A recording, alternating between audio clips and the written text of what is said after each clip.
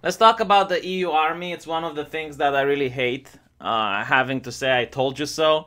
But yeah, this is one of the things that yet again I've been right on. And even though I should be happy to be right, it's not the case. Last year, if you guys remember, I made plenty of videos about the EU army, and my own subscribers that were pro-EU were saying that I'm out of my element with this one, that I should talk about the things that I'm good at, because this is clearly not one of them. And unfortunately, it seems that I was surrounded by my element. I was right in the middle of it. Because last year I was saying that the EU is trying to indeed have an army, and as you can see, publications after publications from the left, like The Guardian, for instance, were calling Europe's armed forces to be nothing more than a fantasy. They were saying that it will never happen. And the reason they were saying this is because this took place during Brexit. This is an article from last year. And one of the arguments for Brexit was that the European Union is now not a trade agreement anymore, but is becoming a federal state. And in order to become a federal state, it needs to have its own army, its own military. So the left-leaning press were saying that this is fear-mongering, this is hate speech, this is nothing but a conspiracy theory and fake news pushed by right-wing sources, extremist right-wing sources, as well as alternative media in order to mislead the public into voting for Brexit. Now, after Brexit happened, immediately we do find out that, yes, not only is there a plan to have an EU army, but the plan is moving along a lot faster than we expected. Apparently, there is a $5 billion being spent into what appears to be Europe's new defense force. The European Defense Force is going to be called Permanent Structured Cooperation, or PESCO for short, which is everything but a name of creating a European army, according to sources. And it's not only that, there's just article after article with President Juncker demanding for Europe to have an army, right? So why am I against this? Why don't I like the fact that the EU is having an army? First of all, I really don't like the fact that the European Union is becoming a federal state. Because when Romania joined the European Union, it was advertised as a trade agreement, and definitely not Romania giving away all its sovereignty to have its laws and customs dictated by Brussels. So this is just one of the issues. Another issue is the democracy behind it. The principle of having an EU army is not democratic, because in my country I have never been consulted as a citizen if we are okay with having a European defense force. What I mean by this is that no political party candidated or banked, on, yeah, I want the EU to have its own defense force, or I'm against. There was no referendum for the people. So as such, I don't really understand, if the people don't have a say in it, how can it be democratic? Now, I understand how democracy works. Obviously, the people are not going to be consulted on every single issue, right? Because it would be impossible. However, when major issues happen, and I do consider this to be a colossal change in the functioning of Europe, why is it that no one is being asked? Not only that, when I read the news and I read about the EU army, everyone is for it. All the journalists are for it. There are very little people, very little arguments against it used by the journalists. Very little pushback against it, which again is a little bit bizarre. Considering that there are people on both sides of the fence, it's really weird that mainstream media only pushes the pro-EU army narrative. Now, another reason that I'm against the European Union army is that it's going to challenge the United States hegemony. Now, you need to understand that on Earth there is always going to be a nation that's going to be the hegemon. Whether you like it or not, the United States is our current hegemon. I don't see any other nation being better than leading the world's biggest military. I mean, I wouldn't want China to be the world's hegemon. I wouldn't want Russia to be the world's hegemon, and I wouldn't want Germany to be the world's hegemon. I'm quite comfortable with the way things are at the moment. Now, of course, it's never going to be perfect. Of course, the world hegemon is going to do abuses, and it's going to abuse its power. However, I do think that America shows a lot of restraint when it comes to abusing its power. If you read history and you see other empires, what they did when they had the biggest military in the world, you will see that America is indeed showing a lot of restraint. Now, why am I saying this? The reason I'm saying this is that recently Germany seems to have denounced the United States. And this is something quite common. One of the reasons they want to make a European army is that they don't want to rely on the United States anymore, right? So NATO is not going to be a thing. I honestly predict this, right? This is another prediction. It's not something that is said, but I honestly don't see the point of European nations paying for PESCO and at the same time also paying for NATO. So it's not going to work hand in hand. People are going to have to choose. And I think the countries in the European Union are going to be forced to pay up for PESCO, or they are going to receive economic sanctions, similar to how Hungary refused to take immigrant quotas, and Germany talks about giving sanctions to Hungary because they don't want to comply. And you can see how nations are losing their sovereignty because of the European Union. If you don't do what Brussels demands you to do, then your internal laws are going to not take precedent. You are going to receive economic sanctions. So the fact that Germany is denouncing the United States now is really not a surprise. I honestly think they were just looking for a reason. They weren't... this doesn't come out from the blue, right? And anyone who was following recent events probably expected for this to have happened. Now, you need to understand the language that takes place in diplomatic politics, in international politics. They don't obviously state outright what they mean. They do talk in very veiled terms. So when Germany is saying that it wants to be more assertive in setting foreign policy according to its own interests rather than those of the United States, and this is said by the German foreign minister, it is a little bit dismaying. Not only that, but apparently Germany's top diplomat also informed the United States that they no longer see them as the ally they once were. And they say that the leadership from President Trump has led Europe on a path to nuclear war. This is quite concerning for anyone that knows the language that diplomats speak in.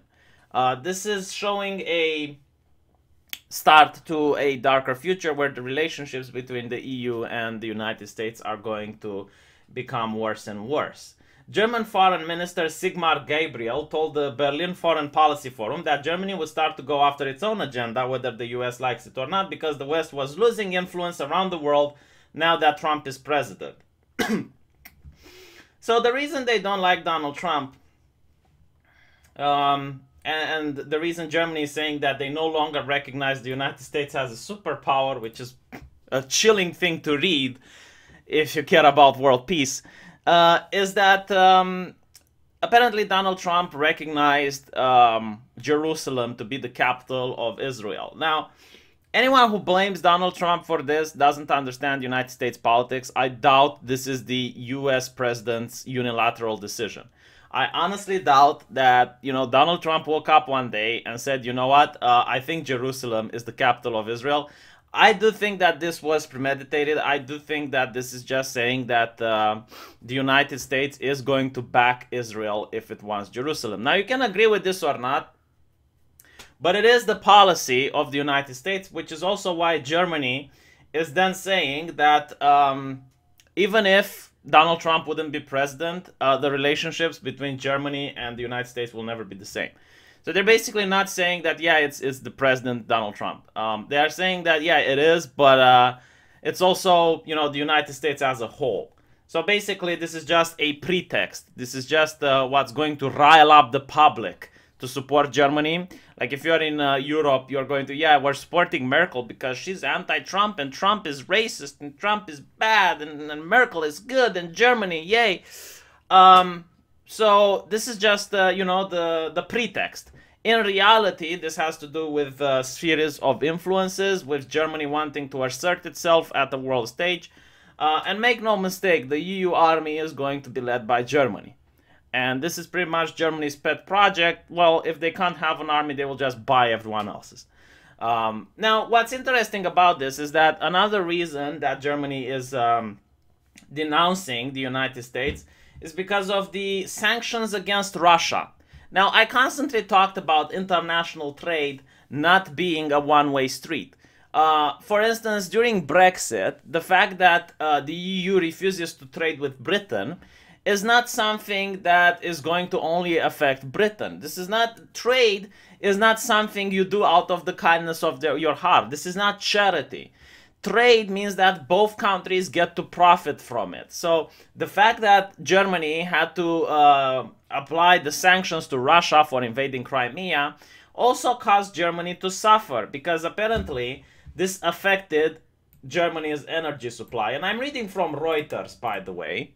I'm not pulling this news out of my ass, yes?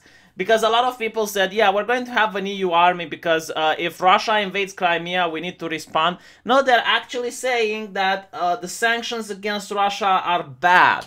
So this is really worrying for me, because what if the EU wants to invade Russia or some shit in the near future, right? I'm not saying in the next 10 years, but 20, 30 years down the line, you know, I don't want to fearmonger, honestly, okay? I don't want to scare people, but please tell me, why on earth do you think that this wouldn't be possible? Why don't you see a future where Putin isn't president anymore? There is literally no one to replace him, because his cult of personality is what's keeping Russia together. And once civil war, or, you know, different factions start crawling up in Russia and are arguing with each other, the EU army can just roll in. This is not good for world peace, in my opinion. This is not something that I'm looking for. My hypothetical scenario is something that, you know, scares me when it comes to the future. Now, again, I hope I'm wrong on this one. I really do. I honest to God hope that I am wrong. And my predictions are going to be false. But it seems that time and time again I was right. The EU does want to have an army. The EU does want to cut ties with the United States. Not necessarily cut ties, but at least go for the same interests that the United States have. And I don't really see how this is going to be beneficial for world peace. Having another superpower in the world is not going to be necessarily a good thing, because as we know, whenever you have two major superpowers competing with each other, like we had World War I, World War II, nothing good comes out of it. No one is the winner, everyone is the loser, and the map of the world is always reshaped after such major conflicts. So, yeah, I mean, I'm really, this is just me ranting at this point. I'm no economic or military analyst. I'm just a guy who reads the news and keeps up track with the recent events, and seeing this thing worries me. Another thing that's also worrying is that I still don't see the need for a united European army. The reason I don't see a need for it is because every single nation has its own army, and if it's required, like if there would be a huge threat for the European Union, alliances between nations can exist. We have fought as allies in the past. I don't understand why my country needs to not have its own army. However, it needs to spend all its money for a European military. And again, this opens the door for creating the Fourth Reich, as you will, the European Empire, where if in the future a country wants to go in the way of Brexit and just succeed from the European Union, there would be no reason why the EU can't just call the government of that country illegitimate and send its own army to pull the country back in ranks, very similar to how the Soviet Union used to do when a country wanted to leave the bloc. It has happened in history. I honestly don't see why it wouldn't happen again. I mean, considering the fact that the European Union is doing things without consulting the public, without being democratic, I just don't understand why such a superpower should have its own military. Not even the Germans do have much to say in German politics from what I'm seeing. I mean, how many times was Merkel elected now? Like, people keep complaining about Putin, that he is president for life. How many times was Merkel re-elected? Please remind me, and please remind me what happens when she demands refugee quotas from every other nation outside of Germany, and she makes unilateral decisions for the European Union as a whole without consulting other nations. So yeah, again, very, very disappointed of the current world events. I don't see us being in a good place 25, 30 years from now. But hopefully I'm wrong. Hopefully things will change for the better.